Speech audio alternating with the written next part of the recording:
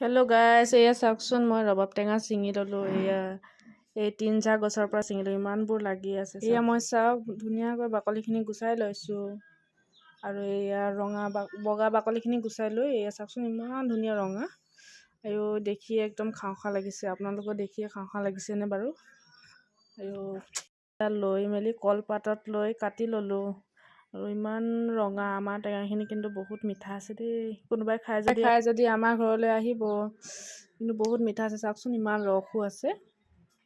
এয়া বাগানৰ মাজত মই এয়া কাটি শেষ কৰি জলকীয়া কাটি ল'লোঁ আৰু এয়া নিমখ দি ল'লোঁ মই। আৰু চাওকচোন ইমান ৰঙা জোল ৰস ওলাইছে, কিন্তু মই তাৰে অকণমান টেষ্ট কৰি চাইছোঁ কেনেকুৱা। বহুত সোৱাদ আছে দেই, কিন্তু বহুত মিঠা আছে। এয়া বাইদেউ কেইজনী পাত ছিঙি আছিলে, ময়ো তাতে মাতিলোঁ টেঙা খাবৰ কাৰণে, হৈ গ'ল।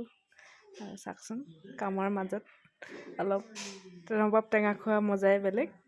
আৰু আমি গোটেইবোৰ মিলি খাই ল'লোঁ। এয়া বাইদেউহঁতে পাত আকৌ ছিঙিব গ'ল, লগতে ময়ো অলপ ছিঙিব গৈ দিলোঁ।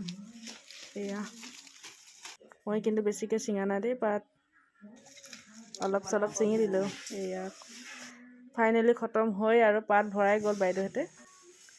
এয়া মই অলপ ভিডিঅ' বনাই থ'লোঁ আৰু পাত নিবৰ কাৰণে গাড়ীও আহি গ'ল। এয়া পাত ৱেইট কৰিছে, এইটো পোৱালি চাওকচোন। আগতে আমি তেনেকৈ কৰিছিলোঁ।